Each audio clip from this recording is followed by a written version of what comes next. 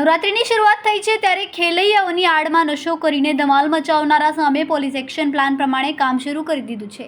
રસ્તામાં ચેકિંગ કરવામાં આવી રહી છે। જરૂર લાગે તેમના બ્રેથ એનાલાઇઝરથી તપાસ કરવામાં આવી રહ્યા છે। રાત્રિ દરમિયાન અલગ અલગ વિસ્તારોમાં તપાસ કરવામાં આવી રહ્યા છે।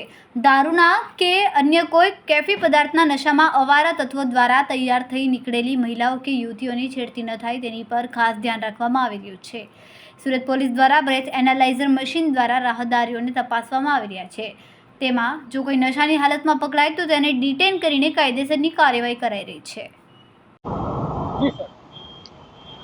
આજે નવરાત્રી પર્વનો પ્રથમ દિવસ છે, પ્રથમ નોરતા છે અને નવરાત્રી દરમિયાન સુરત શહેરમાં કાયદો અને વ્યવસ્થાની પરિસ્થિતિ જળવાઈ રહે અને સુચારુ રૂપે પ્રસંગ પરિપૂર્ણ થાય અને બધા ખેલૈયાઓ, ગરબા રસિકો અને ભક્તજનો અને સુખ શાંતિ અને સલામતી જળવાઈ રહે તે હેતુથી સુરત પોલીસ દ્વારા નવરાત્રિના પર્વ દરમિયાન અમારી સી ટીમ છે।